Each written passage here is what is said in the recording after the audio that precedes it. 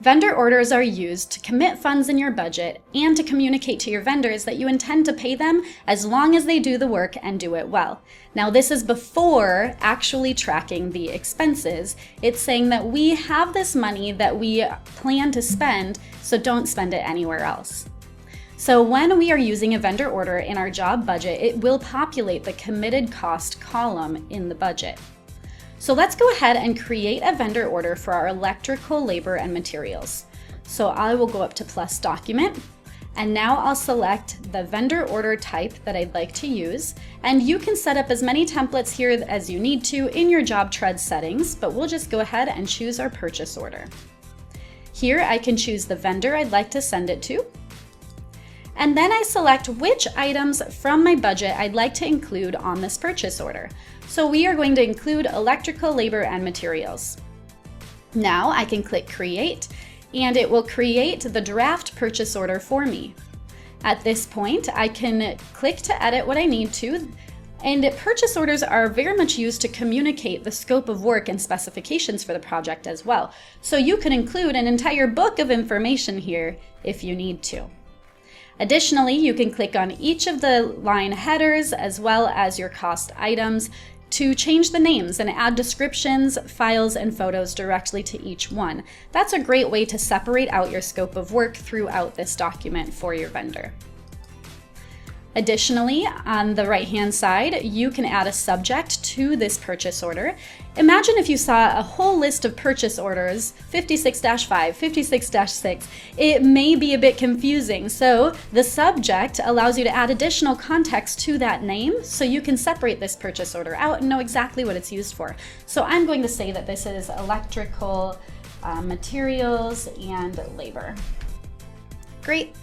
And then down below, I can choose whether or not I'd like to require a signature from my vendor once I send it. And then I can add any files, photos, and videos directly to this document.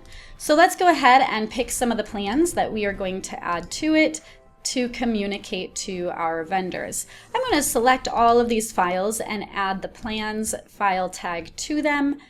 And now they're uploaded here.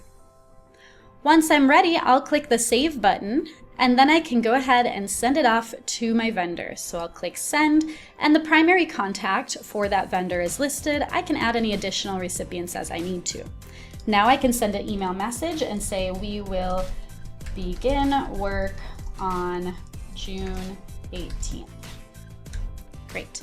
We'll click Send, and now your vendor received an email with your logo, that message, and a button to view the purchase order. Once they click that button, the purchase order will open up on their web browser. They do not need to log in anywhere. So here they can review the document. Maybe they have questions for you, so they can ask questions right here, and you'll be notified once they do. Then when they're ready, they will go ahead and sign the document, approve it, and now we will have an approved purchase order listed in our documents section. Let's see what happened in our budget.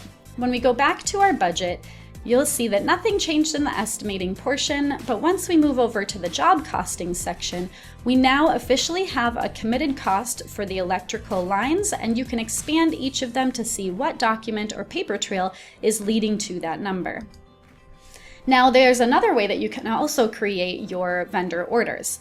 So here in this budget, I had already done a bid request for my plumbing. So now I'm going to locate the bid request that I'd like to award. So here I'm going to be choosing this bid request. And if I open up that bid request, I now have the option to convert it directly to a vendor order rather than creating one from scratch. So I'll click plus vendor order, and I can choose my vendor order template. So we'll choose purchase order. And now all of my scope as well as all my attachments have carried over from the bid request to my purchase order. So at this point, all I need to do is go ahead and send it off to the vendor. I can add my email message, congratulations, we would like to move forward. Great, send that. And now my vendor has received that email and they can pop in here and sign it. If you have any questions, please contact your customer success manager or email support@jobtread.com. Thanks.